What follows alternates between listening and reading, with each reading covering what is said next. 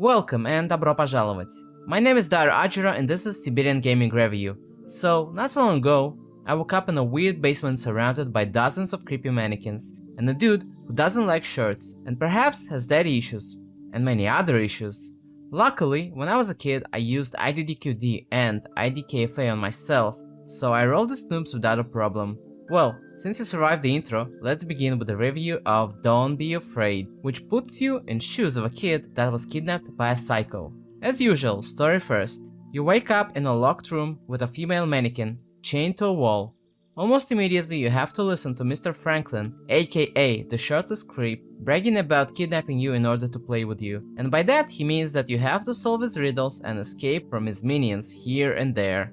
Once it's over, your journey begins. As usual for this kind of game, you'll have to solve pretty easy riddles in order to open some doors and move to new locations eventually. The first two are the same locations you find in the first toy, a free-to-play prequel, and personally I like how they connected the two stories by applying the stuff happened in the prequel on these locations. As the story continues, you encounter some additional character that will try to chase you. First is Carl, Slenderman's lame cousin that role-plays Forrest Gump.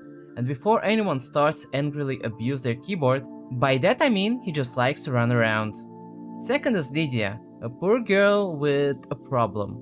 Sorry, no jokes here. Later on, you will meet the female mannequin from the beginning, but this time she has a machete and she loves to spank. The last one is Theodore, a Pennywise from AliExpress. The game has 3 different endings that are determined by collecting certain items in order to perform a needed action. So yeah, the game is worth playing it 3 times to fill the gaps. As usual, you have pages left for you to read throughout the game that help to understand better what's going on and reveal info about the characters. Additionally, our not-so-beloved exhibitionist gave us a Walkman player that you can use to listen to the tapes hidden in certain locations. Some tapes give you hints what to do as well. Now let's discuss the real deal breaker for horror games. Is the game scary? For starters, the whole situation of a helpless kid having to go through all of this is terrifying.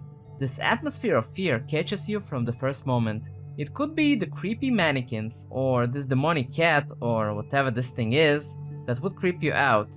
And each of characters that chase you can scare the heck out of you on the first meeting, but here's the thing, they are not as scary as they could be. When they catch you, they basically bump into you. Then you see a black screen and return to the saved point. I don't want to see a kid being stabbed by a machete over and over again, but they could have made a unique short scene for each one of them. And one more thing, their voice lines are repetitive, so after a minute or two it begins to annoy you. Well, at least it did annoy me, making the whole running away from them more annoying than scary. Overall, the game is creepy, and if you consider the fact that it's an indie game, the cons aren't as bad. And I'd give a little bonus for the final scene of the worst ending. That thing was terrifying.